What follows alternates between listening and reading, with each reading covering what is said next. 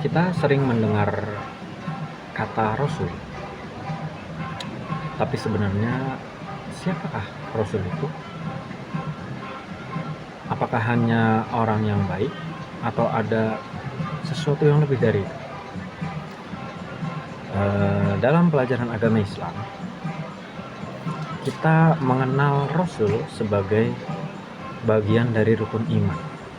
Tapi sebelum kita memasuki pembahasan tentang iman, baiknya kita mengenali dulu siapa sebenarnya Rasul itu. Baiklah para pemirsa sekalian, yang pertama kita memahami dulu siapa sih Rasul itu secara pengertian. Rasul secara sederhana dimaknai adalah manusia yang dipilih oleh Allah atau orang pilihan untuk menerima wahyu dan kemudian menyampaikannya kepada umat manusia yang ditentukan oleh Allah Subhanahu wa taala. Jadi karena dia adalah orang pilihan Allah, tentu dia adalah orang yang baik. Gitu. Dan Rasul bukan hanya sekedar orang baik, tapi baiknya ini ada pada tingkatan soleh, gitu ya, soleh dalam sudut pandang Allah Subhanahu wa taala. Mereka adalah utusan, orang pilihan Allah yang membawa pesan dari Allah untuk umat manusia untuk mengenal Allah Subhanahu wa taala. Kemudian mengenai Rasul, kita juga mengenal ada Nabi. Lalu apa bedanya antara Nabi dengan Rasul? Nah, keduanya memang sama-sama menerima wahyu. Hanya perbedaannya, Rasul memiliki kewajiban atau bisa disebut sebagai tugas, gitu ya, tugas untuk menyampaikan wahyu tersebut kepada umat yang ditentukan oleh Allah Subhanahu wa taala. Karena itu bisa dibilang, gitu ya, secara simpel, gitu ya, secara sederhana, semua Rasul adalah seorang nabi, tapi tidak semua nabi adalah seorang Rasul. Gitu ya, secara sederhana, semua Rasul sudah pasti seorang nabi karena dia menerima wahyu. Sedangkan seorang nabi belum tentu dia menjadi seorang Rasul karena belum tentu dia memiliki tugas atau tanggung jawab untuk menyampaikan kepada umat yang Allah tentukan. Kemudian selanjutnya, kalau Rasul itu adalah manusia pilihan, orang pilihan, apakah dia memiliki tugas tertentu? Tentu saja Rasul ini memiliki tugas. Yang pertama, tugasnya adalah menyampaikan, gitu ya, wahyu Allah Subhanahu wa taala.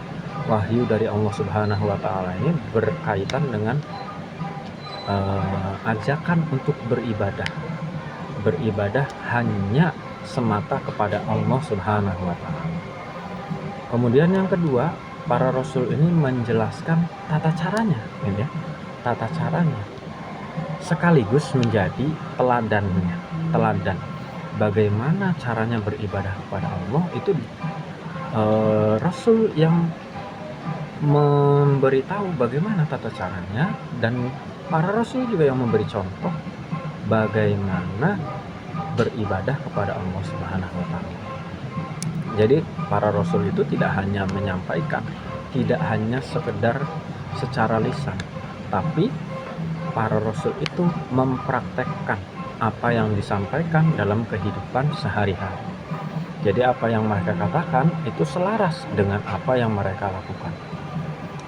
Dengan begitu kita dapat pahami bahwasanya Rasul itu bukan sekedar manusia baik, akan tetapi memang manusia pilihan, orang pilihan yang Allah pilih, yang diberi tugas besar untuk membimbing manusia mengenali Allah Subhanahu wa taala, bisa beribadah dengan benar kepada Allah Subhanahu wa taala sehingga umat manusia berada di jalan yang benar. Jadi kira-kira kita pahami bahwa Rasul adalah seperti itu, gitu ya. Bahwa Rasul adalah manusia pilihan orang pilihan yang punya tugas besar karena menerima wahyu, menerima mandat dari Allah Subhanahu wa taala, yang kemudian Rasul ini memiliki tugas tanggung jawab untuk menyampaikan wahyu tersebut kepada manusia, umat yang Allah tentukan. Wahyunya berupa ajakan untuk beribadah hanya kepada Allah Subhanahu wa taala, dan sekaligus para rasul ini menyampaikan syariat atau tata cara beribadah, beribadah kepada Allah Subhanahu wa taala. Yang mana tata cara beribadah itu dicontohkan langsung oleh para rasul. Nah, para rasul ini hidupnya di masa lampau. Lalu bagaimana bisa kita yang tidak pernah bertemu mereka, bagaimana bisa kita beriman kepada para rasul? Baiklah, para pemirsa sekalian, pertanyaan ini insya Allah akan kita bahas pada episode berikutnya. Silakan nantikan episode berikutnya. Terima kasih.